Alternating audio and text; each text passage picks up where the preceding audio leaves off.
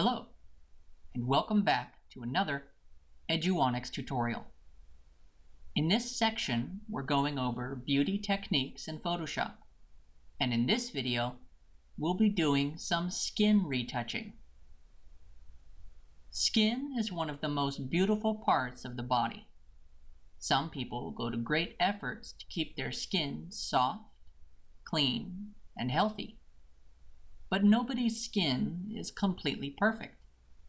Everyone has unwanted things about their skin. These things can be especially noticeable under studio lights and high-definition cameras. So you can imagine how useful it would be to be able to refine and improve photos with detailed skin, no matter how bad it may appear.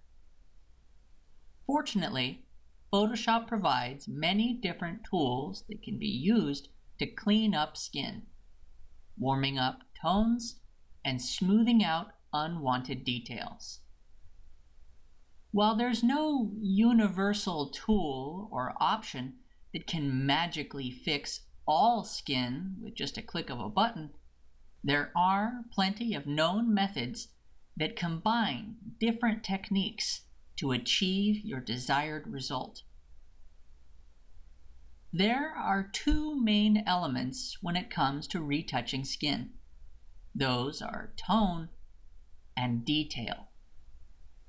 Tone is basically the color of skin, but more importantly, the colors of skin.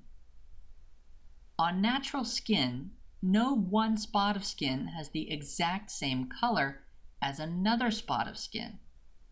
So, when I say tone, I mean all the colors of skin in a given area. When it comes to the second element of skin, detail, it's a little more straightforward. Detail refers to the little imperfections, spots, scratches, and other things on the surface of skin. In the case of this image, this girl has a lot of freckles. Now, I wouldn't go as far to say that freckles are imperfections, but a freckle would be just an example of skin detail. What if I wanted to change the tone of this girl's face? It would be nearly impossible without also changing the details of her face. I could go about changing the colors of her skin, but that would end up changing her freckles too. So how could I change one thing without affecting the other? There is a technique for editing skin known as frequency separation, and it's awesome. It basically involves separating the tone from the detail, allowing you to edit them individually on their own layers. There's lots of different methods for performing a frequency separation, but this is probably the most straightforward way. The first thing I need to do is to duplicate my background layer. To do that, I'm going to make sure that it's selected. Then I'll just hit Control-J on my keyboard, or Command-J if you're using a Mac. This will make an exact copy of the background layer and make it jump up above itself. Now this new layer is going to be for the colors of the skin. So I'll double-click the name and rename this to Tones. Great! Now I'll hit Control-J on my keyboard again to duplicate this layer. And this is going to be for the textures of the skin. So I'll double-click the name here and rename it to Details.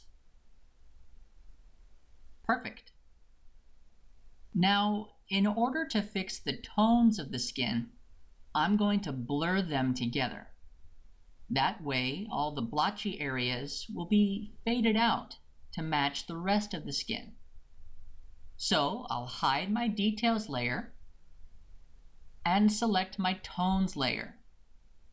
Then I'll go up to Filter, Blur, Gaussian Blur. And I want to blur this just to the point where the texture of the skin is barely visible. For me, this is going to be somewhere around 6 pixels or so. And I'll click OK. You see now the tones have been blurred together, which is exactly what we want. The only thing is that all the edges and details have been blurred out too. No worries, we're about to bring those back. I'm going to show my details layer and make sure that the details layer is selected. Then I'll go up to Image and go down to Apply Image. What's popped up now is the Apply Image dialog box. And I'm just going to take a few steps in here to access the details of my image.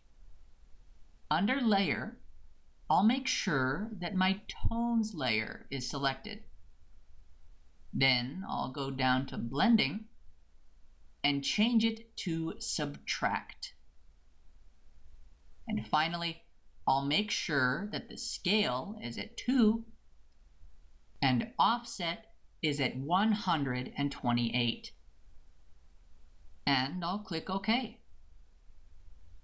Now I have this really gray image with all my details, but with no skin tones whatsoever.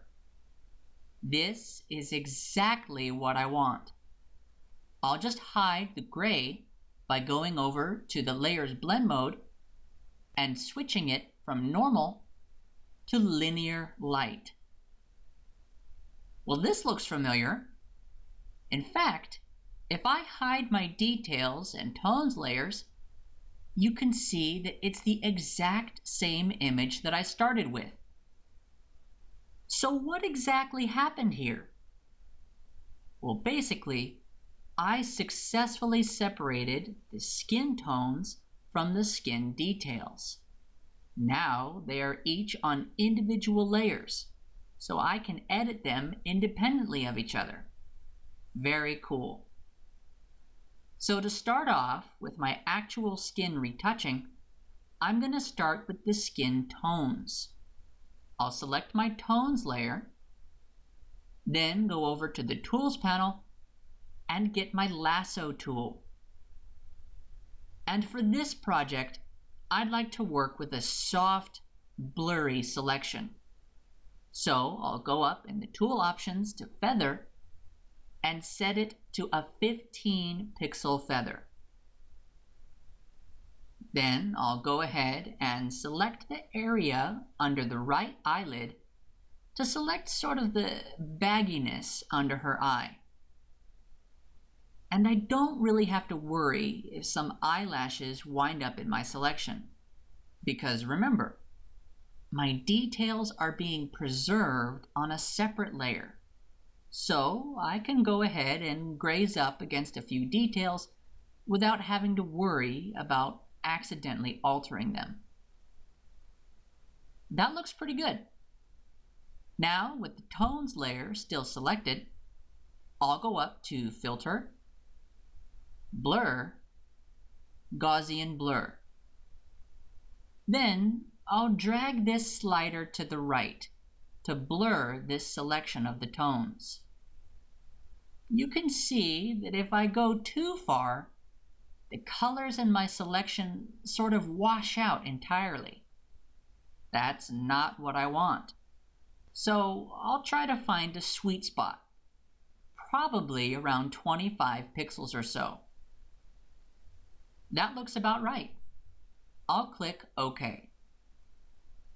Now I'll deselect by hitting Ctrl D on my keyboard, or Command D on the Mac.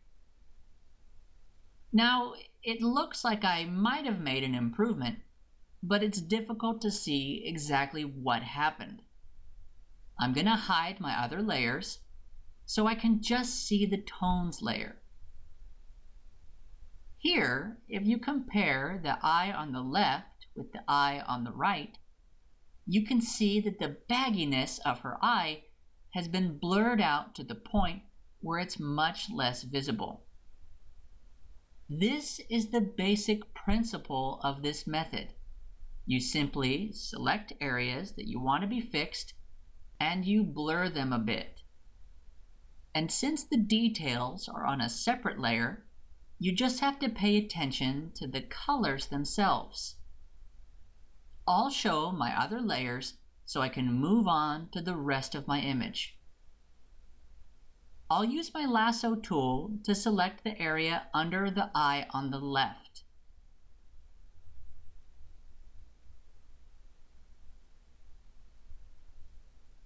Now I'll go up to Filter, Blur, Gaussian Blur. This time, I think I'll bring the blur down around 20 pixels or so. And I'll click OK. Then I'll just deselect by either hitting Ctrl D or Command D on my keyboard. Again, it may be hard to see the differences, so I'll just show the background again. As I toggle the layers on and off, you can see what an improvement this is making, taking all the color impurities and fading them together to show just one skin tone instead. I'm just going to repeat this process, selecting areas with the lasso tool and blurring them while remaining on my tones layer.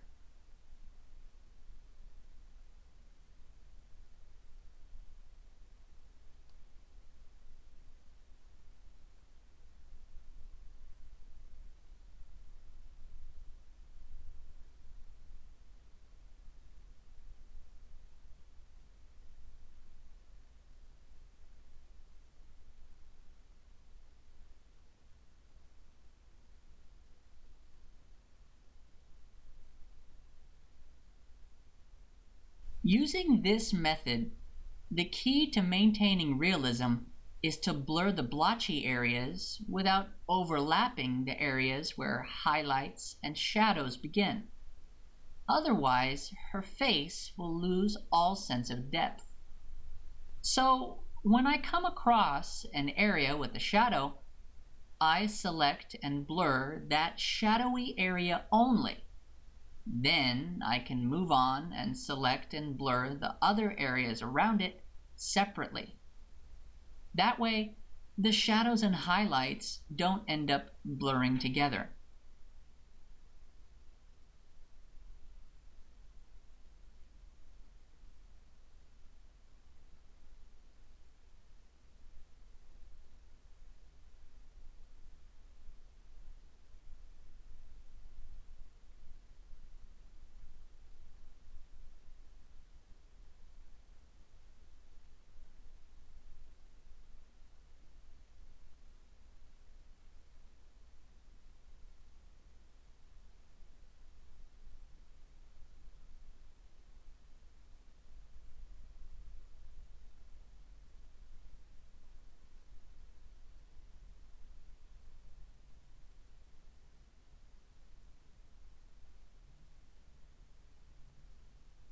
And as I go along, there will be some areas that need a little more blur and other areas that need less blur. It all just depends on how blotchy the skin is in that particular area.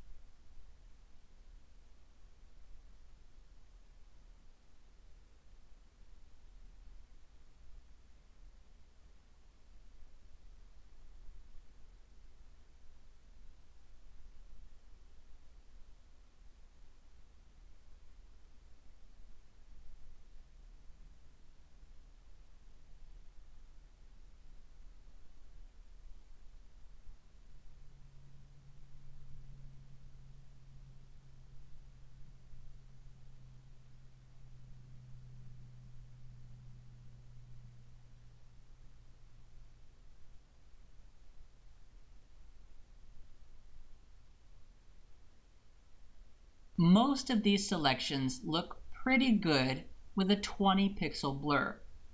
So to speed up the process, I can just select my area and then hit Control F or Command F on the Mac to apply my last filter, which in this case is a 20 pixel Gaussian blur. Then, once it is blurred, I can just hit Deselect and move on to the next area.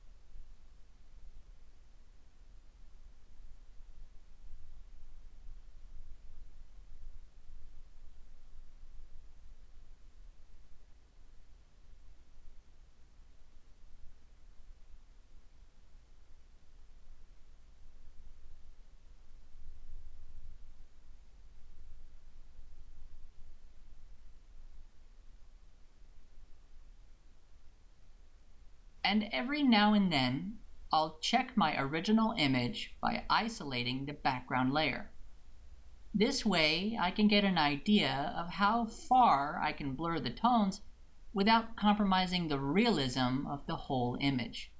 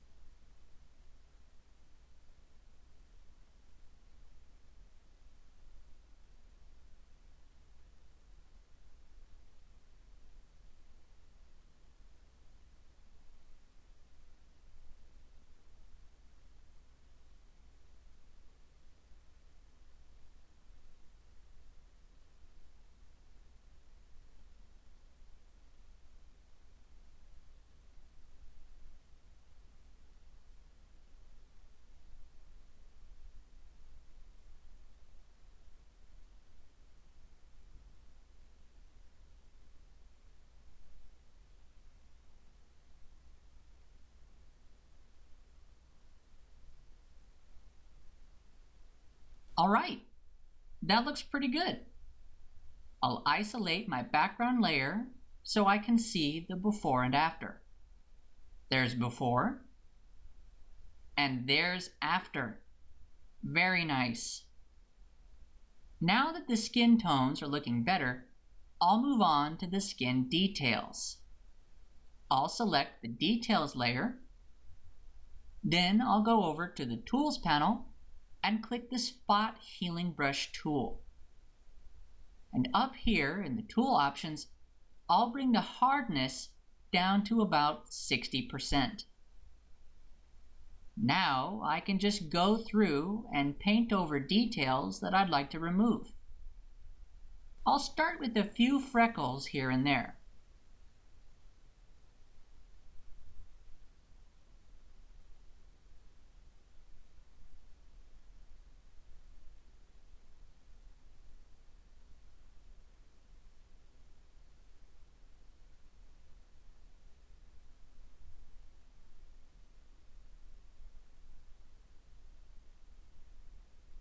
I don't want to remove all the freckles, I just want to take out a few distracting ones.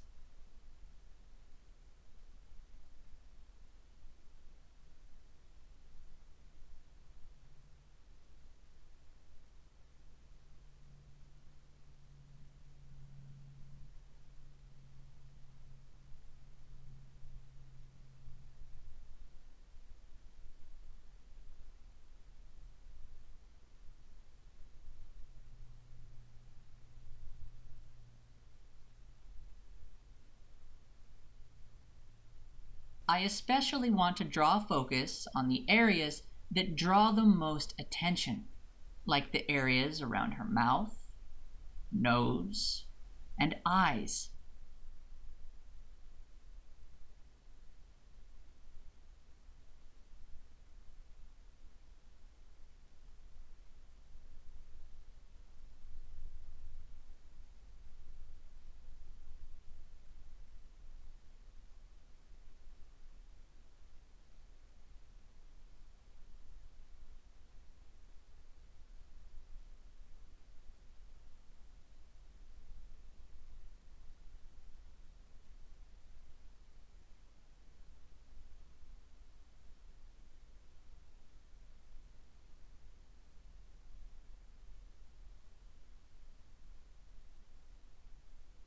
Again, it's easy to get carried away when it comes to using the spot healing brush tool. So I'm going to try to exercise restraint. Otherwise, my image will wind up looking too perfect and will seem fake.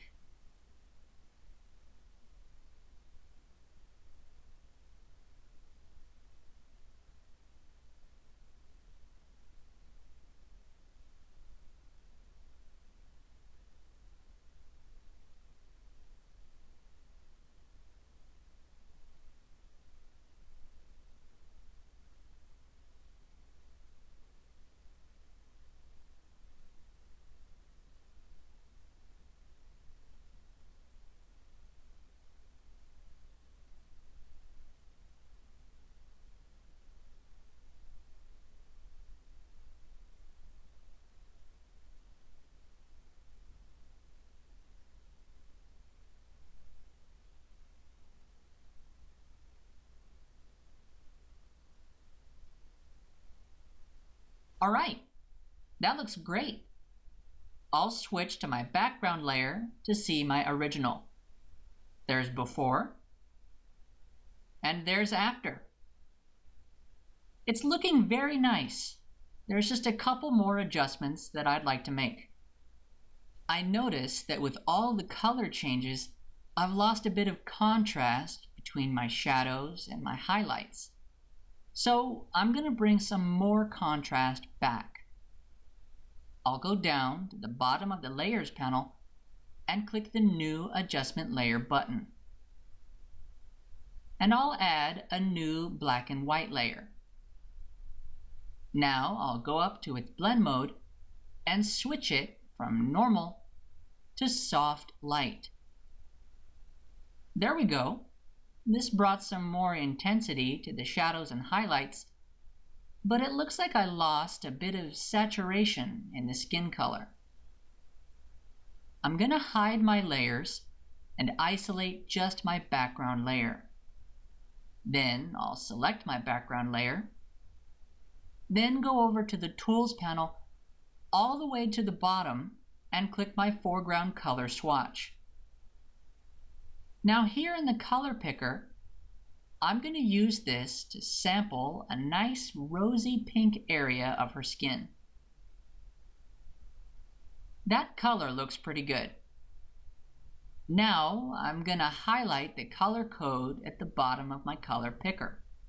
And I'll hit Control-C on my keyboard or Command-C on the Mac to copy the color code.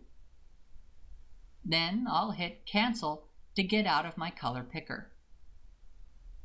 Now I'll show my other layers again. I'll select my black and white layer. Then I'll go up and enable this checkbox called Tint. And I'll click the tint color next to it to bring up its color picker. Now I'll make sure that the color code in this color picker is highlighted.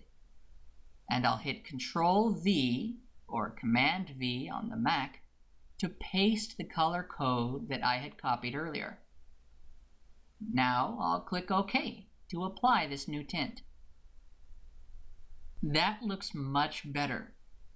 It's just a little too intense.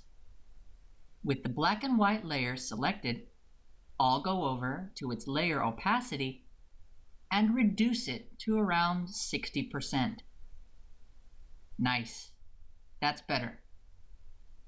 Finally, some of the pink is leaking onto the background. So I'll go over to the Tools panel and get my Magic Wand tool. Then I'll just click in the background to select it. I'll go ahead and hold Shift as I click until all the background is selected.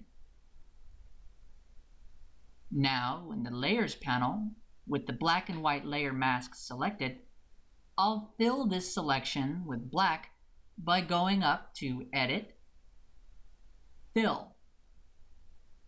Then, under Contents, I'll use black and click OK. Alright, now I'll just deselect my selection by either hitting Ctrl D or Command D on the keyboard. Okay, now the pink and increased contrast are only showing on her face, leaving the background color completely untouched. I'll isolate my background layer to compare this with my original. There's before, and here's after. Much, much better. Her skin really has that airbrushed quality to it. So, in this tutorial, we went over why you'd want to retouch skin in Photoshop. We went over the differences between tone and detail. We went over how to perform a frequency separation to access tone and detail individually. We went over how to fix blotchy areas with blur, how to use the spot healing tool to smooth over details, and finally, how to pull everything together with the tinted black and white layer. That will do it for skin retouching. I'll go over eye depth and color in the next video.